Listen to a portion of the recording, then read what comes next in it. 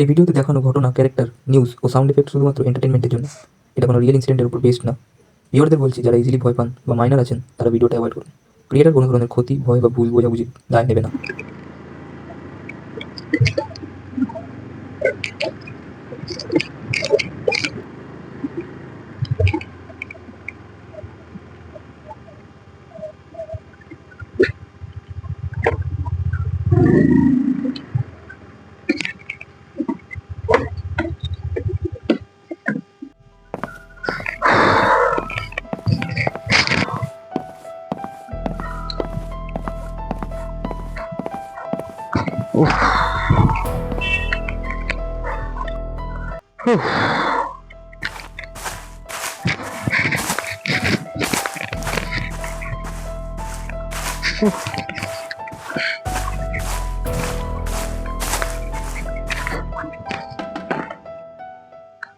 দেখ, কিছুই যেন ভালো লাগছে না।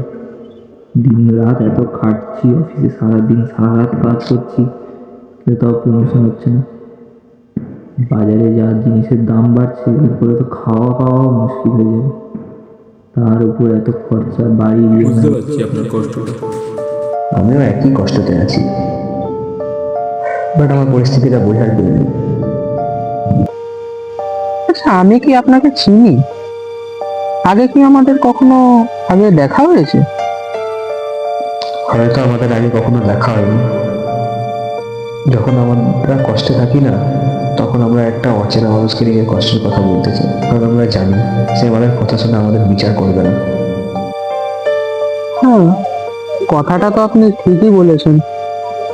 কি বলবো, বস প্রমোশন দিচ্ছে না, তারপরে বাজারের যা অবস্থা আপনি তো জানেন, সব জিনিসেরই দাম বাড়ছে। ঘরেতেও টাকা পাঠাতে হয়, তো সেটা পাঠিয়ে আর কিছু হাতেও থাকে না, কিছুই কোনো দিকেই কিছু হচ্ছে না। কি করা যায়, সব দিক দিয়েই চাপ আসছে। দেখলেন, একটা অচেনা মানুষকে নিজের মনের কথা বলে কতটা হালকা লাগছে। আমি নিজের ভালোবাসার মানুষকে ভালো চেয়েছিলাম, বাট সে আমার হাতে ভালো চাইনি। ঠিক আছে দাদা, আপনার সাথে কথা বলে ভালোই লাগলো। আজকের মতো উঠি, পরে আর দেখা হবে কি জানি না।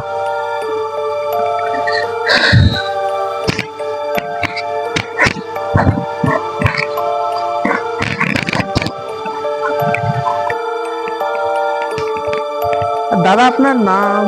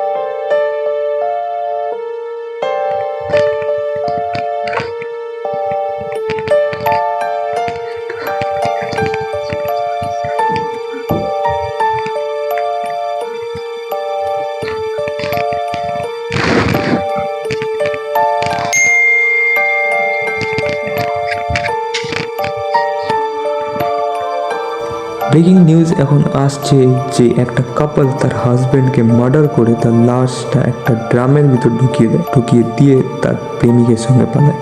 এলাকাবাসী সন্দেহ হতে তারা পুলিশকে রিপোর্ট করে। আর আমিও একই কষ্টতে আছি, বাট আমার পরিস্থিতিটা বোঝার কেউ নেই।